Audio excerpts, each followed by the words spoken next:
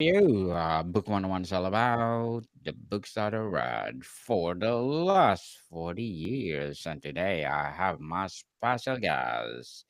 He's the author of the book, A New Leadership Paradigm, no other than Mr. Leroy Slanzi. Welcome to Book 101, Mr. Leroy. And can you please introduce more about yourself? Absolutely, Daniel. My name is Leroy. I'm a father of two kids. I'm a school principal. I've been a principal in elementary, middle, secondary schools. I'm the author of four books. The first book was Emotional Schools, a Looming Mental Health Crisis and a Pathway Through It. And the book we're talking about today, A New Leadership Paradigm Beyond Credentials and the Letters Behind Your Name, it's a supplement to that book.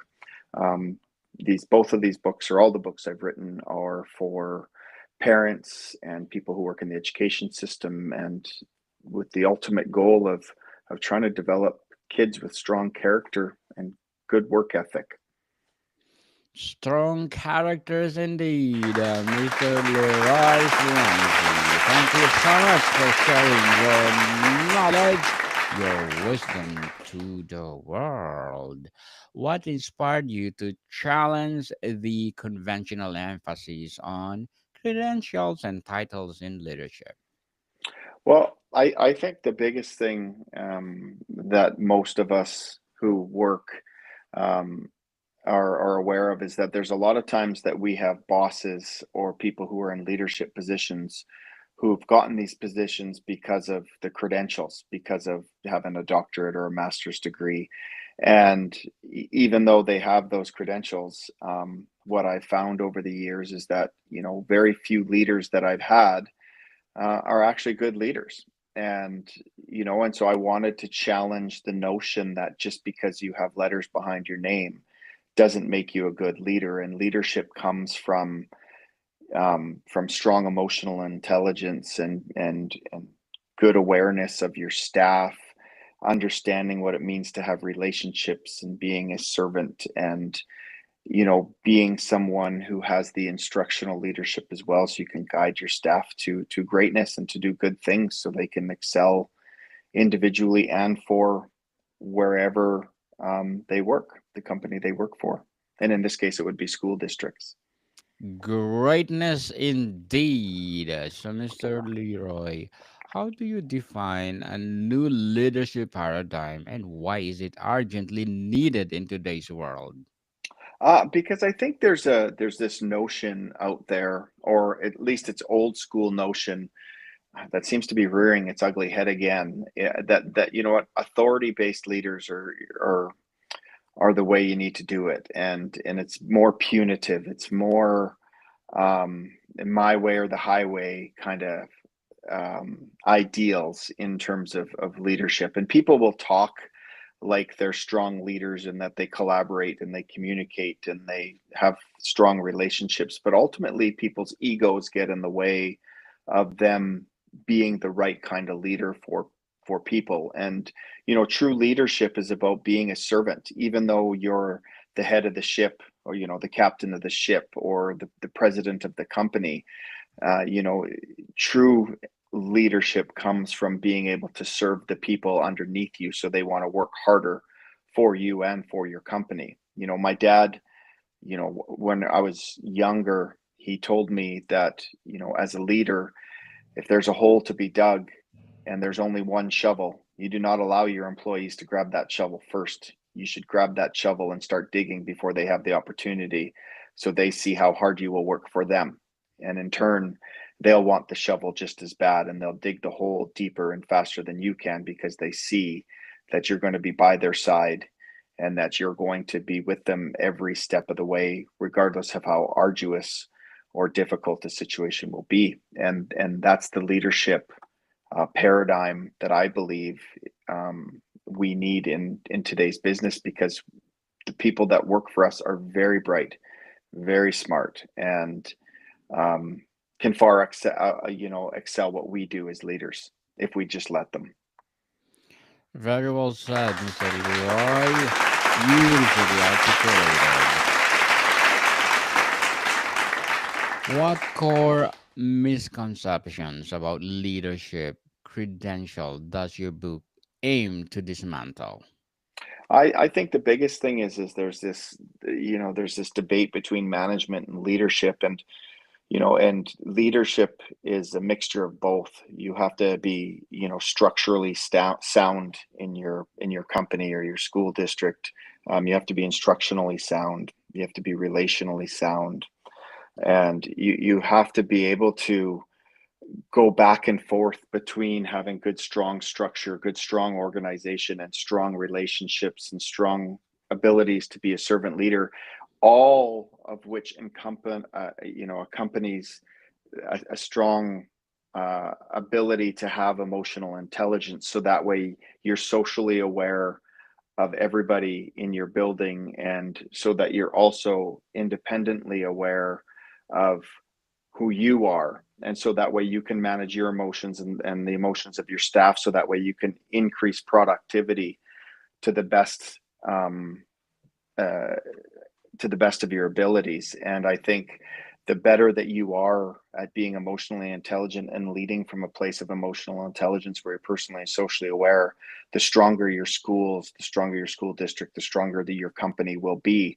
And we have to stop, hiring people based on credentials, and start hiring people based on credentials plus emotional intelligence, because that is the new paradigm. I believe is what is going to create success, because there's no experts anymore. And if you kind of come in thinking that you're the smartest guy in the room, you're dead in the water in today's world, because everybody's the smartest guy in the room right now. And the key is to making sure that they become smarter and stronger for your business.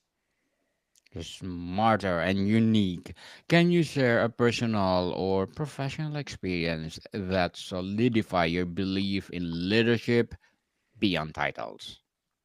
Yeah, so a good example, I run and I work in a school, and I'm the principal of the school. And we recently had an event that brought in a lot of guests to our school. We fed them.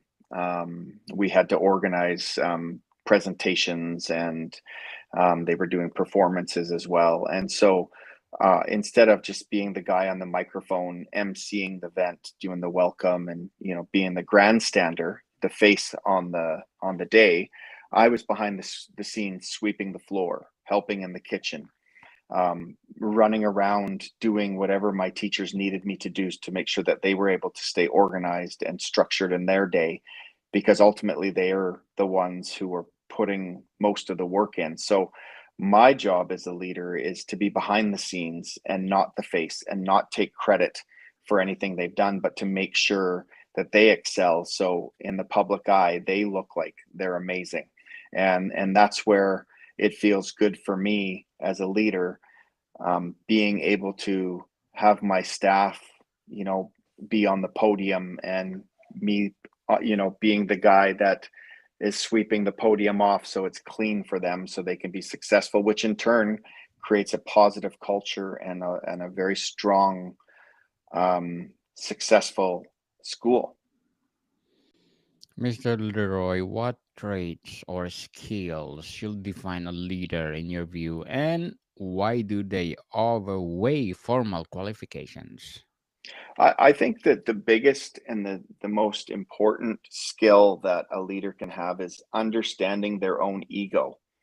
I think leaders can either have, well, a lot of leaders, they have overactive egos sometimes, and arrogance comes in, and even narcissism sometimes comes into play. And I think if leaders can have a balanced ego, because you don't want an underactive ego either, because then you have low self-esteem and you don't think you're capable of doing the job. But if you can balance your ego, that means you're going to be open-minded, you're going to be reflective, you're going to respond based on reflections, and you're not going to be a know-it-all, and you're not going to be that person who won't listen to what your employees say, because again, like I said, everybody's the smartest person in the room, and you never know when an employee is going to have a gem that's going to take your school or your company to new heights. And so I think that the greatest strength a leader can have is the ability to check their ego and keep it balanced, and that's easier said than done.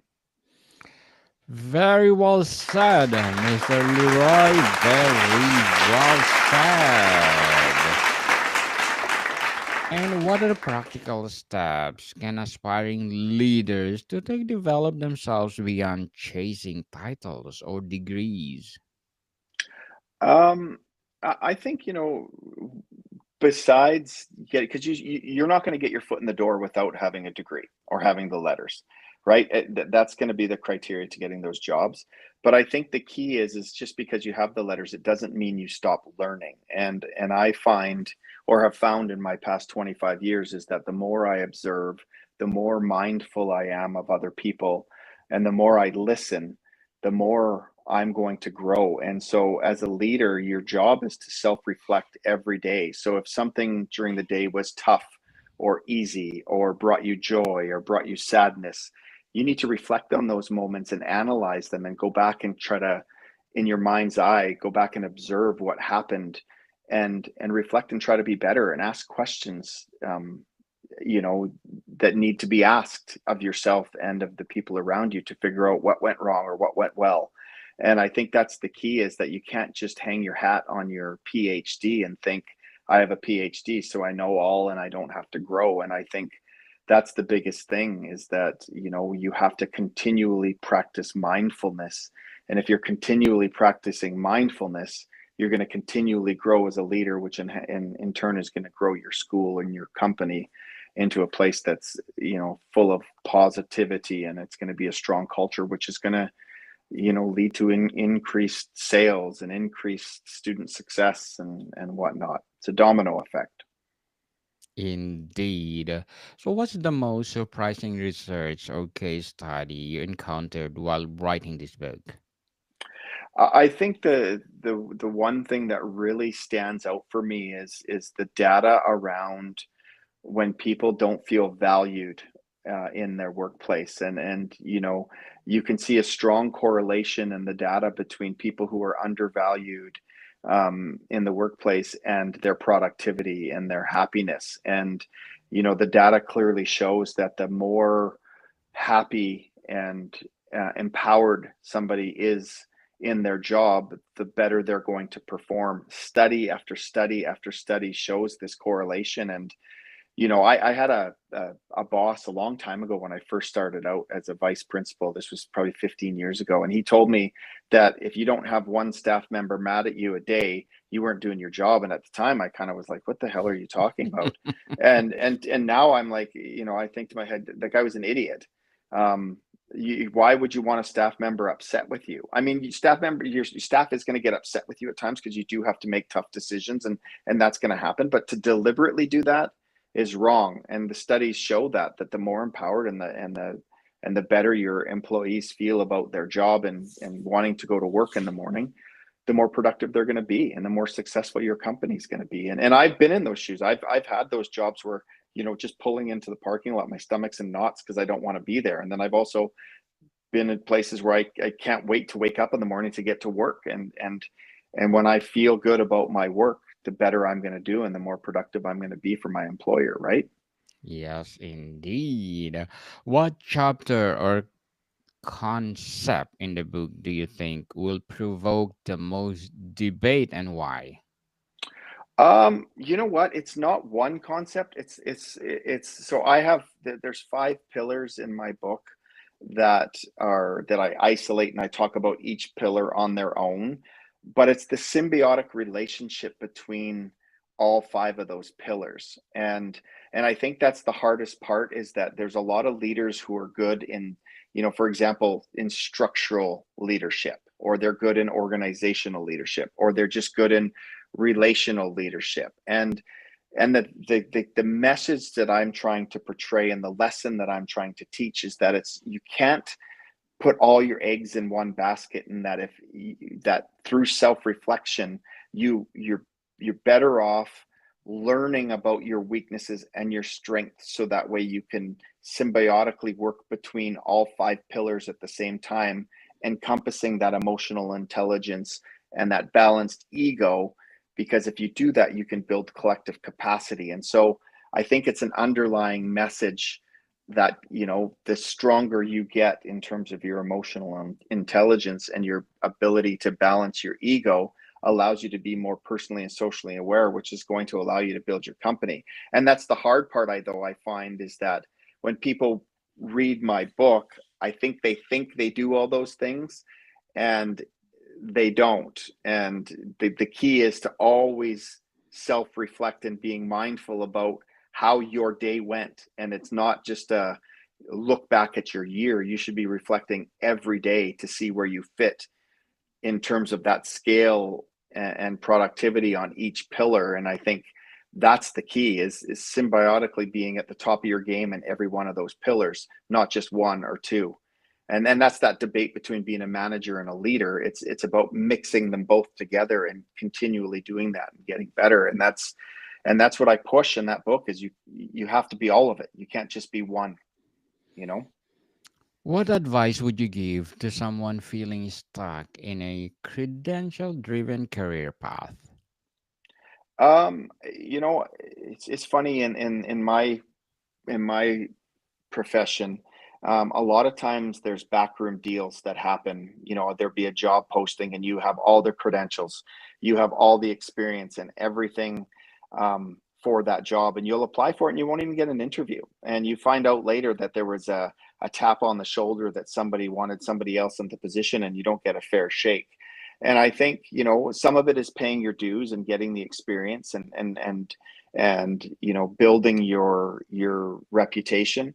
But I also think that there's places that just are toxic like that. There's an old boys club, and my advice would be, if you're in a place like that and you want to grow and you want to climb the ladder, and you're not getting there because of these side room deals or the nepotism in a company, you need to leave. You need to find it, within you, to have the strength to say, you know what, this company's not going to allow me to grow, so I need to make a change. And I've done that in my career. I was early in my career. I switched schools every 3 years, not because I was trying to climb the ladder, but just because I knew I was going to grow more in a different position. And then since, I've been in schools for 5, 6 years at a time and whatnot. But I recently, 3 years ago, I left the public education system and moved to work on an Indian reserve, and I work in an Indigenous school. It was the best thing that ever happened to me. And it's about having the strength to leave when you need to, and don't sacrifice your mental health for, a company that's not going to empower you, and truly acknowledge your strength. Yes, people, let it go and move where you grow. And as an author and principal, Mr. Leroy, what are your short term and long term goals? Well, I'm roughly, about 4 or 5 years away from actually retiring from the public education system. I don't think I will actually ever retire. I'll probably keep a foot in the door just to stay relevant, because I do a lot of speaking engagements, workshops. I work with schools to help them develop emotional intelligence in their schools. I work with school leaders. I do some coaching around that. I work with families. And so I think for me moving forward, I'll get to a point where my kids both will be in college, and I will retire from being a principal, but I probably will stay on as a substitute teacher and working 1 or 2 days a week, so I can constantly relate to the people in the trenches. And I'll probably continue for the rest of my life writing books, and being the voice of change, and trying to develop a world, getting our world to a place where emotional intelligence and being mindful and empathetic is front and center, because God knows our world needs it right now. Good luck to your goals, Mr. Leroy, and thank you for your advice. How does your book address the intersection of diversity, equity, and inclusion with credential focus systems? Yeah, and again, it's so interesting that you brought that up, especially with what's happening in the United States, right? Yes. I think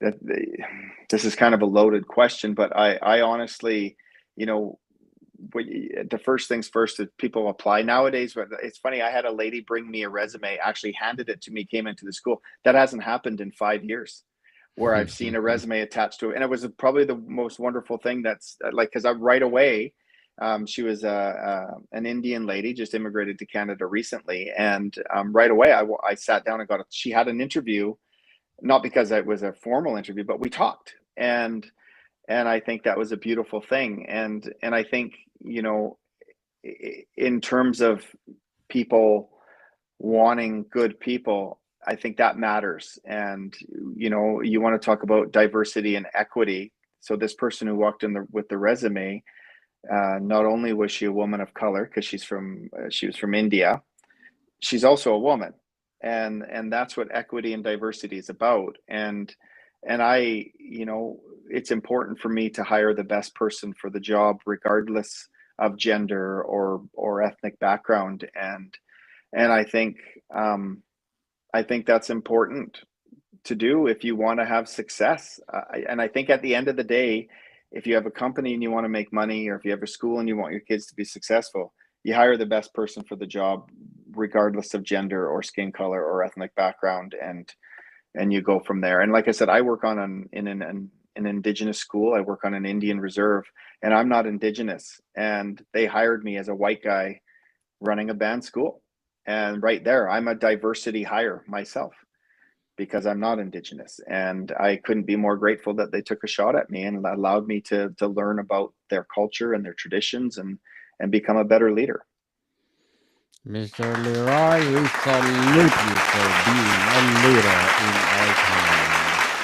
And before we wrap up our discussion for today, I'm inviting you to please do listen to my other podcast, people. My other podcast, because my abstract essay is already in fifth season, abstract poetry in second season, and of course, my book 101 review in fifth season as well, comedy 101 in second season, food 101 in fifth season too, geography 101 in fourth season, love letters in third season, and my baby podcast, mental health 101. Movie 101 review and music 101 in fourth season, and science 101 and sex 101 in first season. Please listen to them wherever you listen your podcast. So, Mr. Leroy, if you could instill one leadership lesson in every future CEO, what would it be? Be mindful, be mindful, observe, and be mindful of yourself and others, and you will grow and you will have success in your company. Very well said, Mr. Leroy Slanzi. Thank you so much for sharing your knowledge and wisdom to the world. So, can you please invite our listeners to support all your books? Yep, go to www.emotionalschools.com. Yes, people, let's support Mr. Leroy Slanzi, because if you support him, more and more and more empowering leadership books to come. So, Mr. Leroy, thank you so much for your time. Thank you, Daniel. More to come, people. See you soon.